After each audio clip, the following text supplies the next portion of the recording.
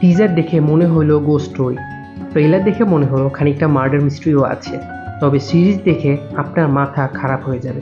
এত thriller, investigation, murder mystery আপনাকে সংযোগ ঘটাবে প্রতিটি পরতে পরতে। আসসালামু আলাইকুম এভরিওয়ান, ওয়েলকাম টু টকিজ। কথা বলছি 1000 বেবিজ সিরিজ রিভিউ নিয়ে। 43 টকিজ, স্পয়লার অ্যালার্ট। প্রথমে বলি ক্যারেক্টারগুলো নিয়ে। নীনা গুপ্তা যে সারা আন্টির ক্যারেক্টারে ছিলেন, তার দেয়াল যেন কথা বলে, অনেক ইতিহাসের সাক্ষী দেয়। তার ছেলে ভিভিয়ানের ক্যারেক্টার সন্ধানে আপনি যেন থ্রিলারের আসল মজা পাবেন। যদিও তার উদ্দেশ্য ও তার মা তাকে কি বলেছিল তা ফুটে উঠে নাই। মা তার আসল মা নয়। সারা আন্টির কাহিনী আপনার মনে ভয়ের উদ্রেক জাগাবে। আরজি ইন্সপেক্টর এস রহমান এত পাজেল মিলানোর পরও শেষমেশ চলেই এসেছিল সমাধান। তবে শেষ সাক্ষাৎ হলো না উপর মহলের চাপে।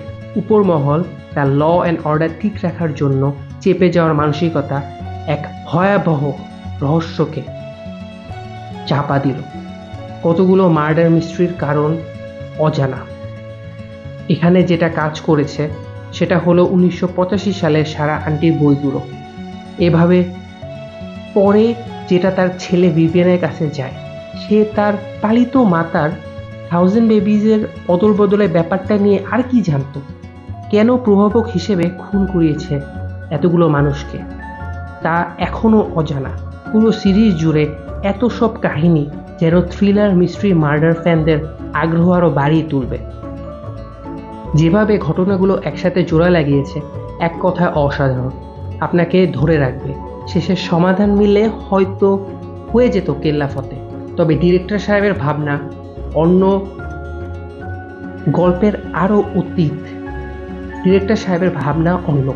গল্পের আরও অতীত, ইতিহাস এবং যোগসূত্র আছে। হয়তো সিজন 2 আসবে, যাতে আপনি পাবেন আরও কিছু রহস্যের সমাধান। রেটিং 5/5। এমন সিরিজের অপেক্ষায় সবাই থাকে। ভালো থাকবেন, সুস্থ থাকবেন এবং জানাবেন আপনার মতামত। সাবস্ক্রাইব করতে কিন্তু ভুললেন না। দেখা হচ্ছে নেক্সট টকিজ।